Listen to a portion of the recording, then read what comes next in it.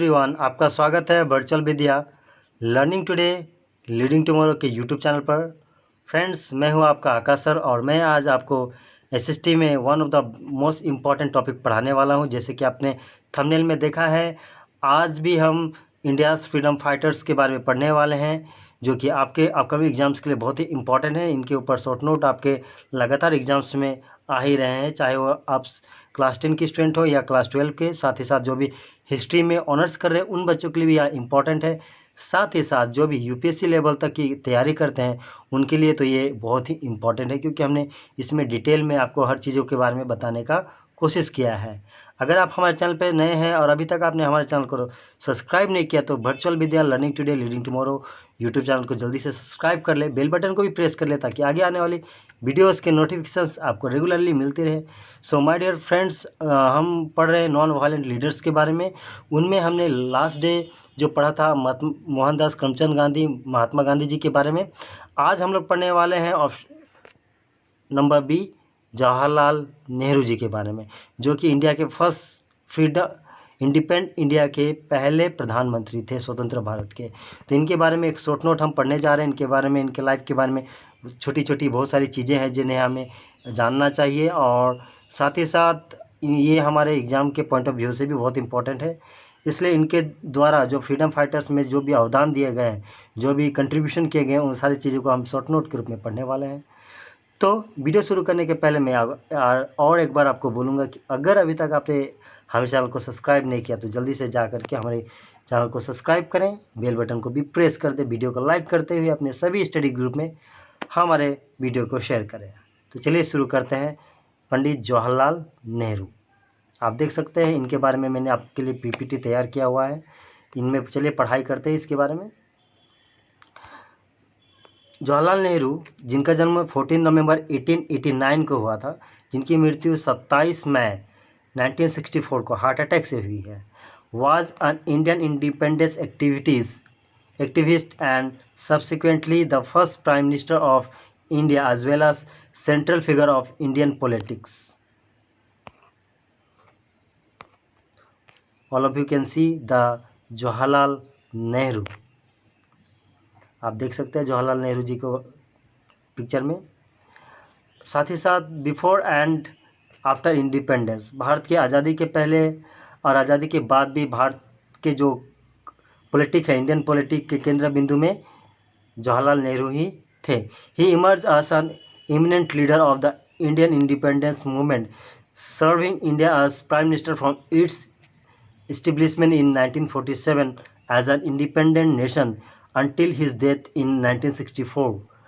ये स्वतंत्र भारत में भारत के पहले प्रधानमंत्री बने और जब तक इनकी मृत्यु नहीं हुई 1964 तक, तब तक भारत में ये प्रधानमंत्री के रूप में सेवा करते रहे भारत की। He was also known as the Pandit Nehru due to his roots with the Kashmiri Pandit community. Basically Kashmiri Pandit community से आते थे इन्हें, इसीलिए इनको पंडित नेहरू के नाम से भी जाना जाता है। While Indian children know him आज बेटर आज चाचा नेहरू, लेकिन भारत के जो भी उस समय के बच्चे थे वो उन्हें प्यार से चाचा नेहरू के नाम से पुकारते थे। तो आप इनके बारे में इतनी सारी बातें याद रखें जरूर। ये है हमारे देश के फॉर्मर फर्स्ट इंडिपेंडेंट इंडिया के first prime minister Jawaharlal Nehru. चलिए इनके बारे में और चीज़ जानते हैं, इनकी अर्ली लाइफ के बारे में। The son of Swarupa Rani and Motilal Nehru, a prominent lawyer and nationalist statement, Nehru was a graduate of Trinity College Cambridge and the Inner Temple. उनकी उनकी मम्मी का नाम था स्वरूपा रानी और उनके पापा एक मोतीलाल नेहरू थे, जो कि एक बहुत ही जाने माने नेशनलिस्ट थे, और ये लॉयर बने और नेशनलिस्ट स्टेटमेंट बने, और ट्रिनिटी कॉलेज जो कैम्ब्रिज में है वहाँ से इन्होंने बैरिस्ट्री किया था। Where he train to a barrister. Upon his turn to India he enrol in the Allahabad high court. जब वो भारत में आए कैम्ब्रिज से तो सबसे पहले इलाहाबाद हाई कोर्ट में उन्होंने वकालत शुरू की, and look an interest in national politics which eventually replace his legal practice, A committed nationalist which since his teenager age he became a rising figure in Indian politics during the upheaval of 1910। 1910 के आसपास भारतीय क्रांतिकारी में ये बहुत ही जाने माने एक चेहरे हो ही चुके थे और एक राजनेता के रूप में अपने करियर में आगे बढ़े। और इनके पापा ने, जो मोतीलाल नेहरू थे, जो कांग्रेस में थे, उन्होंने इनको बहुत ही सपोर्ट किया इसके लिए। तो आफ्टर देन इसके बारे में नेक्स्ट स्लाइड में आप देख सकते हैं चाचा नेहरू को आप किस प्रकार से वो अपने रूम में बैठ करके अपनी स्टडीज़ करते हुए चाचा नेहरू विथ टॉकिंग विथ, ये पिक्चर में आप देख सकते हैं। ये है उस समय के हमारे देश के जाने माने पोएट एंड लिटरेचरिस्ट मैंने साहित्यकार रविंद्रनाथ टैगोर, उनके साथ चाचा नेहरू का मुलाकात आप देख सकते हैं पिक्चर में हमने आपके लिए प्रेजेंट किया हुआ है। इसके साथ ही चाचा नेहरू के बारे में मैं और भी चीज़ें आपको बताता हूँ। He become the prominent leader of the left wing function of Indian National Congress during the 1920 and eventually of the centre Congress with the टैकिक approve of his mentor Gandhi ji. उनके मेंटर गांधी जी थे, उनको बहुत फॉलो करते थे। As Congress president in 1929 Nehru called complete independence from the British Raj and integrate the Congress decisive shift towards the left। और जब 1929 में जब प्रेसिडेंट बने कांग्रेस के नेहरू जी, तो उन्होंने गांधी जी को के साथ साथ पूरे इंडिया में और पूरे देशवासियों के सामने स्वतंत्र भारत की घोषणा की। वो पहले क्रांतिकारी थे या पहले नेशनलिस्ट थे जिन्होंने संपूर्ण स्वराज की मांग की थी 1929 में। आप देख सकते हैं उनके द्वारा किया जा रहा है, इस तरह का कॉन्फ्रेंस उनके द्वारा होता था। लाखों लोग उनके कॉन्फ्रेंस में एकजुट होते थे। Nehru and the Congress dominate Indian politics during the 1930 as the country move towards independence. His idea of secular nation state was seemingly validated when the Congress swept the 1937 provincial election and formed the government in several provinces। और 1937 में जब कांग्रेस को कई provinces में जीत हासिल होती है, तब उसके बाद उन्होंने सेल्फ गवर्नमेंट को डेवलप करता है कांग्रेस। और कई जगहों पर यह सपना उनके द्वारा जो देखा गया था कि भारत में स्वराज हो, यह कई हद तक सही होने लगता है। On the other hand the separatist Muslim league fair much poorer. जबकि कांग्रेस ने बहुत अच्छा उनके नेतृत्व में रिजल्ट किया, वहीं पर मुस्लिम लीग का रिजल्ट बहुत ही खराब हुआ था। Whenever this achievement were severely prominent in the aftermath of the quit India movement in 1942।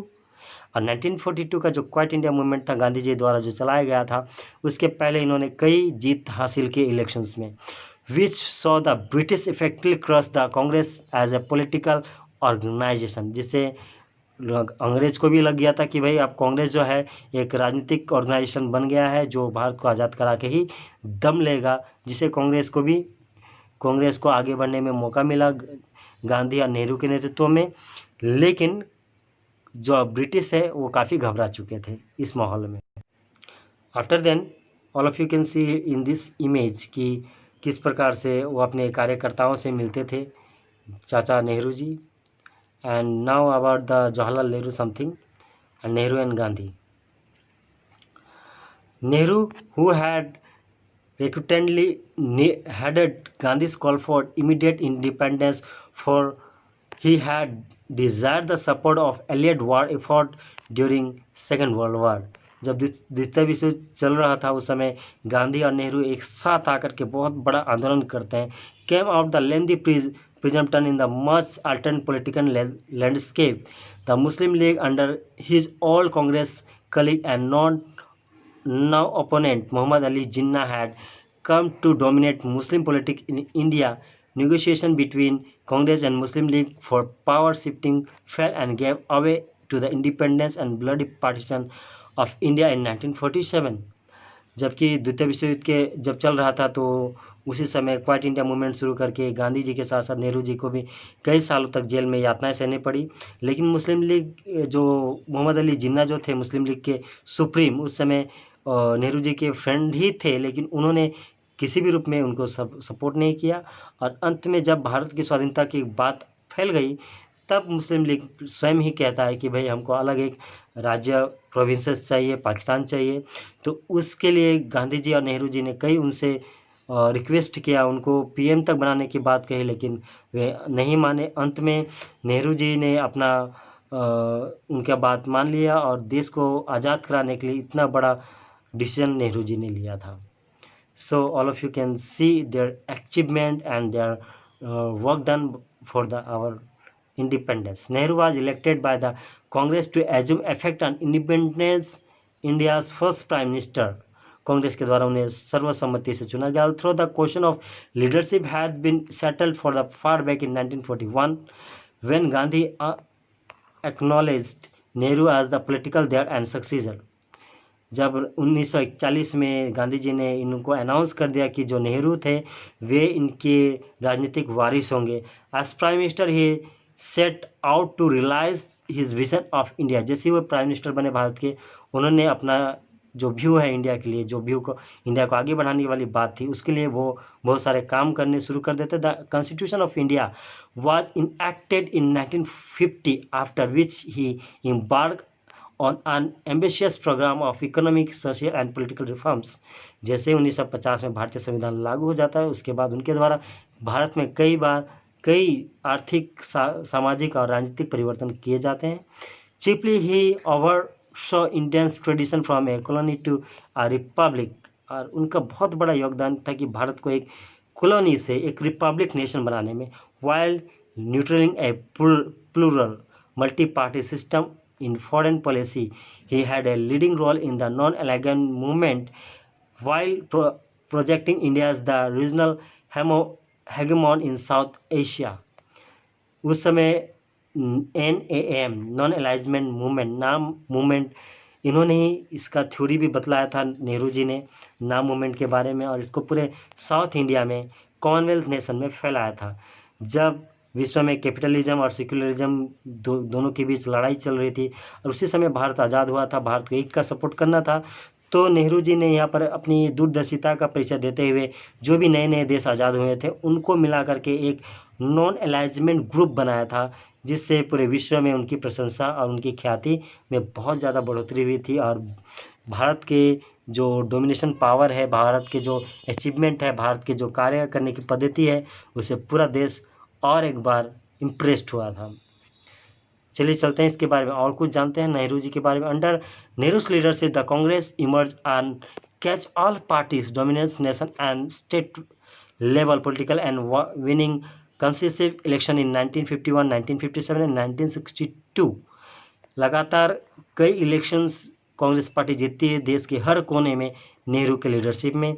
He remained popular with the people of India in spite of political troubles in his final year and failure of leadership during the 1962 Sino-Indian War. In India, his birth is celebrated as Bal Divas 14 November every year. इनके द्वारा भारत में कई election Congress party ने जीती है, इनके द्वारा किए गए कार्यों के द्वारा और इनके सपोर्ट से। लेकिन जब 1962 आता है 1962, उसके बाद इनकी जो चार्म है फीका पड़ने लगता है, क्योंकि ये बहुत बूढ़े हो चुके थे और इनके शरीर में उतनी ताकत नहीं होती थी और कार्य उतने नहीं कर पा रहे थे इफेक्टिव रूप से। तो इनकी जो जीत होती है जो कांग्रेस की, वह थोड़ी डल हो जाती है। और उस समय 1962 में सैनो इंडिया वार भी शुरू हो गया था, जिससे इनकी इमेज में बहुत ही धक्का पड़ा था। लेकिन इससे भी वो घबराए नहीं। 1964 तक उन्होंने भारत के प्रधानमंत्री के रूप में एक्ट किया और उसके बाद 1964 में उन्हें हार्ट अटैक आया, जिस हार्ट अटैक के द्वारा पंडित जवाहरलाल नेहरू हमें छोड़ के चले गए थे। और पर उनके जन्मदिन के अवसर पर प्रत्येक वर्ष 14 नवंबर को बाल दिवस, चिल्ड्रंस डे के रूप में हमारे भारत देश में मनाया जाता है। All of you can see there उनका ये जो है स्मारक स्थल, जहाँ पर समाधि स्थल है, आप देख सकते हैं नेहरू जी का समाधि स्थल, आप ये दिल्ली में है। सो माय डियर फ्रेंड्स, आपको ये नेहरू जी के बारे में इतनी सारी इन्फॉर्मेशन कैसी लगी? अगर आपको यह वीडियो पसंद आई हो तो चैनल को सब्सक्राइब करना ना भूलें, साथ ही साथ बेल बटन को भी प्रेस कर दें ताकि आगे आने वाली वीडियोस के नोटिफिकेशंस आपको रेगुलरली मिलती रहें। साथ ही साथ हमारे वीडियो को लाइक करके सभी स्टडी ग्रुप में शेयर करना भी ना भूलें। हमारे चैनल का नाम है virtual Vidya learning today leading tomorrow YouTube channel. So don't forget to follow us regularly and subscribe our channel. Thank you for watching us.